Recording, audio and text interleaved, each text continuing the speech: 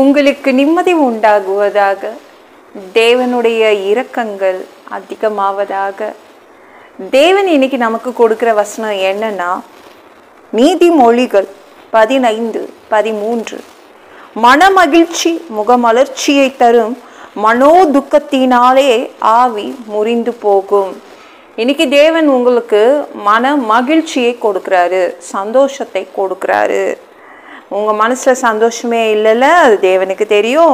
உங்களுடைய மனசுக்கு சந்தோஷத்தை கொடுக்குறாரு. என்னங்க, மனசு அடிக்கடி உடஞ்சிடுதுங்க.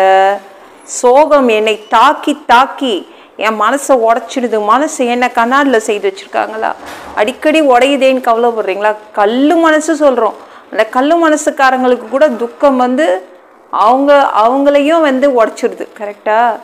தேவன் அதனால தான் அவங்க சொல்கிறாங்க, உங்களுக்கு உங்கள் மனசுக்கு நான் மகிழ்ச்சியை தருவேன், சந்தோஷத்தை தருவேன், சிரிச்ச முகமாக என் பிள்ளைங்களை நான் வச்சுப்பேன் அப்படின்றாங்க. ஓகேங்களாங்க? நீங்கள் சந்தோஷமாக சிரிச்சிட்டு இருப்பீங்க. உங்களுக்கு தேவன் மன மகிழ்ச்சியை கொடுப்பாரு. உங்களுடைய துக்கத்தை உங்கள் குடும்பத்துக்கிட்ட சொல்கிறீங்க, உங்கள் குடும்பத்துக்கிட்ட காட்டுறீங்க. நான் இவ்வளோ துக்கமாக இருக்கேன் அப்படின்னு காட்டுறீங்க. உங்கள் பிரச்சனைகளை உங்கள் குடும்பத்துக்கிட்ட காட்டுறீங்க. இவ்வளோ வேதனை இருக்குது, இவ்வளோ வியாதி இருக்குது அப்படின்னு உங்கள் ஃப்ரெண்ட்ஸ் கிட்ட காட்டுறீங்க. தேவன்கிட்ட என்னைக்காவது உங்கள் பிரச்சனையை பற்றி சொல்லியிருக்கீங்களா? உங்களுடைய கஷ்டங்களை குறித்து தேவன்கிட்ட சொல்லியிருக்கீங்களா? உங்கள் துக்கத்தை காண்பிச்சிருக்கீங்களா தேவன்கிட்ட? அதுதான் முக்கியம். தேவன்கிட்ட போய் முற்றிலுமாக சொல்லணுங்க. எதற்காக நீங்கள் கவலையாக இருக்கீங்க, எதற்காக நீங்கள் துக்கமாக இருக்கீங்க. நாங்கள் எல்லாருமே சந்தோஷமாக இருக்காங்க.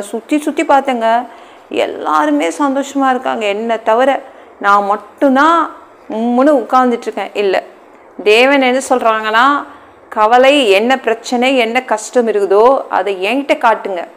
அப்பொழுது உங்களுக்கு உங்கள் மனசை நான் எப்படி மனமகிழ்ச்சி கொண்டு வர முடியும்னு நான் கண்டுபிடிச்சி உங்களுக்கு மகிழ்ச்சியால் நிரப்புவேன் அப்படின்னு தேவன் சொல்கிறாங்க. அண்ணான்ற ஒரு பொண்ணு என்ன பண்ணா, தன்னுடைய துக்கத்தை புருஷங்கிட்ட காமிச்சா.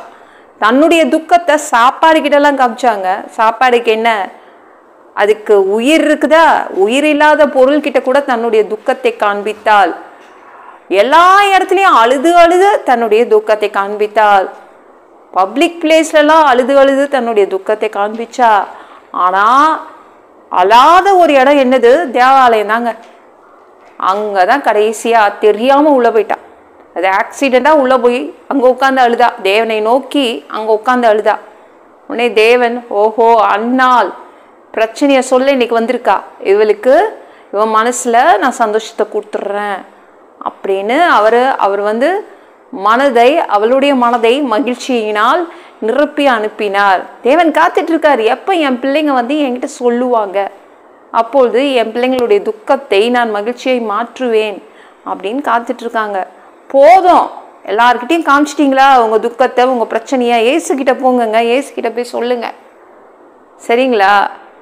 ஃபஸ்ட்டு ஏசுக்கிட்ட போய் சொல்லுங்கள். உங்கள் பிரச்சனை, உங்கள் வேதனை, உங்கள் வியாதி எல்லாத்தையும் ஏசுக்கிட்ட சொல்லுங்கள். அவர்கிட்ட காட்டுங்க. அவர் என்ன பண்ணுவார்? மன மகிழ்ச்சியை கொடுப்பார். உங்கள் மனசை சந்தோஷத்தால் நிரப்பி தருவார், நிரப்பி தர முடியும். சரிங்களாங்க? இந்த வீடியோ பிடிச்சிருந்துச்சுன்னா மற்றவங்களுக்கு ஷேர் பண்ண மறக்காதீங்க. கர்த்தர் தாமே உங்களை ஆசீர்வதிப்பாராக.